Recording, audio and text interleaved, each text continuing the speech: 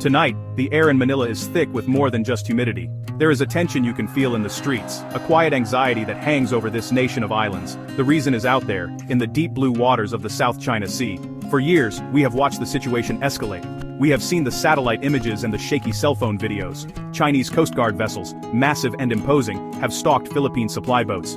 They have used powerful water cannons. They have aimed military-grade lasers at sailors. These are not distant naval exercises. These are dangerous confrontations happening right in the Philippines' own backyard, a constant grinding pressure campaign. The flashpoint is often a lonely, rusting ship.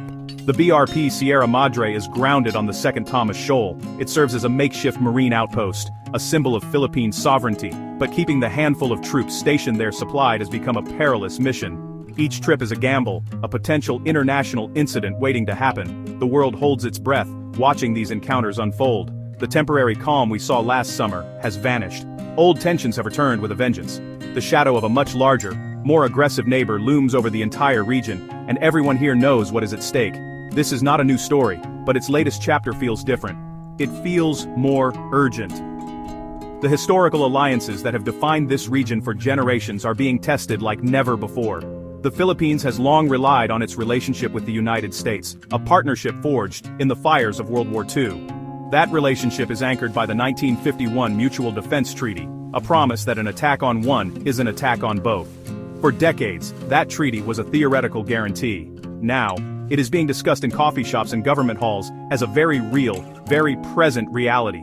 The question on everyone's mind is simple: what comes next? The incidents at sea are growing more brazen. The rhetoric from Beijing is becoming more assertive. The Philippines, a proud but smaller nation, finds itself at the epicenter of a global power struggle. It is a struggle for resources, for trade routes, and for the very rules that govern the world. The calm waters of the sea hide a simmering conflict, and tonight, under the glare of international scrutiny, the Philippines and its oldest ally are making a move that will change everything. The storm is no longer gathering. It is here. Just last year, a pivotal moment unfolded inside a secure room in Manila. U.S. Secretary of Defense Lloyd Austin and Philippine Defense Secretary Gilberto Teodoro sat across from each other. Between them lay a document that could redefine the future of this region. With the stroke of a pen, they signed the General Security of Military Information Agreement, or GSMIA. On the surface, it sounded like dense diplomatic language, but its implications are powerful and immediate. This was not just another piece of paper. It was a declaration, a sign that the alliance was entering a new, more serious phase. A shield was being forged in ink. This treaty is a game-changer.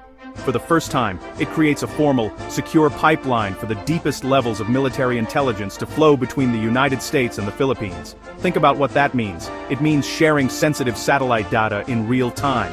It means transferring advanced defense technologies that were previously off-limits. It allows for the kind of deep cooperation that is necessary to see a threat coming before it arrives. Before this treaty, information sharing was often ad hoc, limited by older protocols. Now, the floodgates are open, creating a unified picture of the battle space. The signing of the GSMIA is a direct response to the escalating aggression in the South China Sea. It sends a clear and unmistakable message to Beijing. The message is that the Philippines is not alone. It is a signal that any further attempts to intimidate or coerce Philippine vessels will be seen not just by Manila, but by Washington, with perfect clarity. The treaty transforms the U.S.-Philippine alliance from a historical pact into a living, breathing, and seeing operational partnership. Every move made by a hostile ship, every unusual signal intercepted, can now be shared and analyzed together. This agreement builds upon a long history of defense cooperation. The alliance has been the bedrock of Philippine external defense for over 70 years, but in the face of modern threats, the old agreements were not enough. The GSMIA modernizes the partnership for the 21st century. It acknowledges that today's conflicts are won and lost with information. By agreeing to share their most sensitive secrets, the two nations are binding themselves closer than ever before. They are betting that a shared shield is stronger than one that stands alone against the coming tide. The new treaty is more than just a promise, it has a physical heart. At Camp Aguinaldo in Metro Manila, construction crews have just broken ground on the Combined Coordination Center. This is not just another office building, this will be the nerve center of the modernized alliance. Inside its secure walls, Filipino and American military planners will sit side by side. They will watch the same screens, share the same intelligence, and plan joint operations in real time. This center is where the data from the GSMIA becomes action. It is where strategy is born. The center will be the brain, but the alliance now has new muscle too. The United States has begun deploying some of its most advanced weapon systems to the Philippines. High-altitude MQ-9A Reaper drones, launched from Basa Air Base, now patrol the skies over the South China Sea. They provide persistent surveillance, an unblinking eye that can watch vast stretches of ocean for days at a time. Their high-resolution cameras can identify a ship from miles away, feeding critical information directly back to the new command center. The days of relying on sporadic patrols are over. Even more significant is the arrival of the Typhon missile system. Deployed to northern Luzon, this ground-based launcher represents a major shift in defensive capability. The Typhon can fire powerful Tomahawk and SM-6 missiles. These weapons give the Philippines a credible deterrent, a way to hold potential adversaries at risk from hundreds of miles away. Their strategic placement in the north also puts them geographically close to another regional flashpoint, Taiwan. This deployment signals that the United States sees the defense of the Philippines and the stability of the wider region as interconnected. This combination of a new command center, advanced drones, and powerful missile systems creates a formidable defensive network. It is a layered defense designed to deter aggression before it starts. The goal is to make the cost of any hostile action unacceptably high. The command center provides the intelligence. The drones provide the eyes. And the missile systems provide the teeth. Together, they represent the most significant upgrade to Philippine defense capabilities in a generation, and a powerful new tool to enforce the rule of law at sea.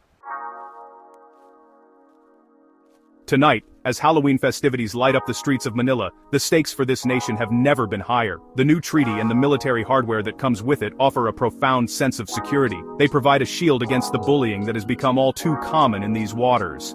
The alliance feels stronger, more tangible than it has in decades. There is a renewed hope that this strength will bring stability, that it will deter conflict and allow for peace to prevail. That is the hope. But hope is not a strategy, and everyone here knows it. The reality is that every action invites a reaction. The strengthening of the US-Philippine alliance will be watched closely from Beijing. It could be seen as a provocation, a move that justifies an even more aggressive posture. What happens the next time a Philippine resupply boat approaches the second Thomas Shoal?